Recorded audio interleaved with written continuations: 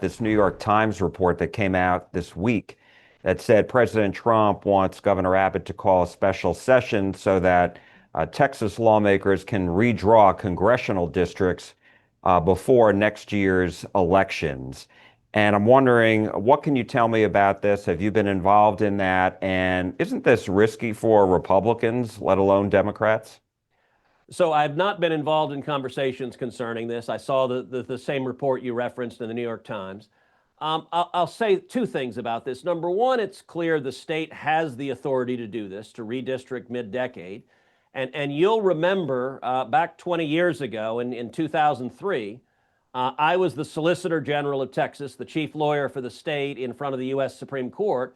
And Texas did this back in the early 2000s. And it was challenged in court, and I defended it in court. It ended up going to the U.S. Supreme Court, and the argument that the Democrat plaintiffs brought was that the state could not redistrict in the middle of the decade. And we won in the U.S. Supreme Court. I argued the case, and we won. And so it is unequivocal the state has the authority to do so.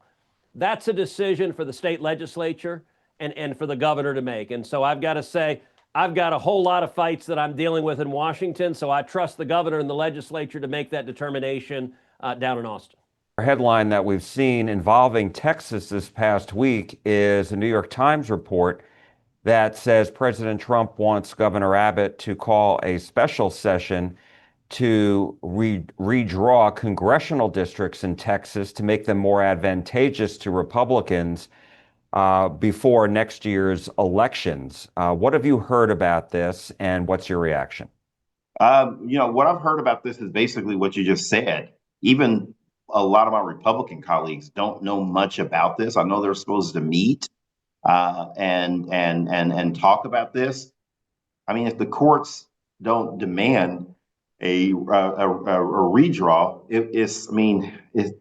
to me, it seems very communistic. I mean, it seems very much in line with this parade that he's trying to do this weekend, where when these strongman, communist, dictator-like leaders, when something is not going their way or when an election is not going their way, they start arresting people. They start changing the rules of the election so they can get reelected for the 50th time in a row.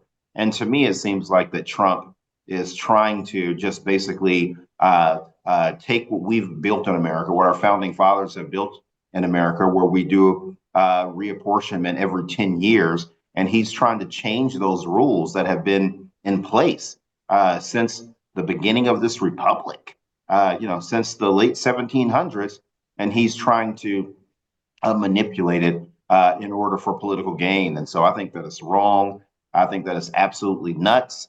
But a lot of the things that Trump is doing now, I never thought I would see it in this country. And so he never stops surprising me when it comes to his delivery in the category of being nuts and just absolutely crazy. If this does take place, and what dangers do you think there are as far as political dangers to Democrats if these congressional districts are redrawn to favor Republicans? I think that there would be a lot of danger to Democratic incumbents and Republicans, to be quite frank. I think that you would see a lot of Republicans in much more competitive primaries. I think when you do something like this midterm and it's not really warranted to do, that a lot of these, sort of voices, these sort of far right voices that consider themselves, experts on the Constitution and the founding fathers, and you see them espousing their rhetoric on places like X, that you create a certain sense of uneasiness in that sort of population. And it's no telling who they would elect in a Republican primary if you were to sort of have this kind of redistricting take place and it's not called for by some sort of court action. I think the other thing that would happen is that if you're going to try, Trump is suggesting that he wants up to 5 Republican seats. If you're going to do that, then you are going to create many more competitive Republican seats. And so right now, there are several Republicans that have relatively safe districts, and they would all of a sudden find themselves thrust into significant challenges in the general election. something that they weren't anticipating for, they haven't been planning for, and they would have to get ready for in a very short time period. And so I think that you would see very competitive elections on the Republican side in the primaries and in the general. And then I think on the Democratic side, obviously, you would see the erosion of voting rights and minority rights in this country. I know that there's one scheme that Trump is talking about where he would do reapportionment in Texas and only count people that are over the age of 18, for instance, right? Which would completely marginalize a lot of communities of color if you were to do that. And again, that's something that is not that was not asked for by the founding fathers and of this country when they wrote the Constitution. And so I would be adamantly opposed to that. But yeah, I mean, that would be really bad for minority constituency, something that I'm more concerned about, quite frankly, than Democratic politics. I mean, we've already seen Trump roll back a lot of the progress that we've made since segregation ended in this country. And voting rights is one of those gains that we made since segregation has ended in this country.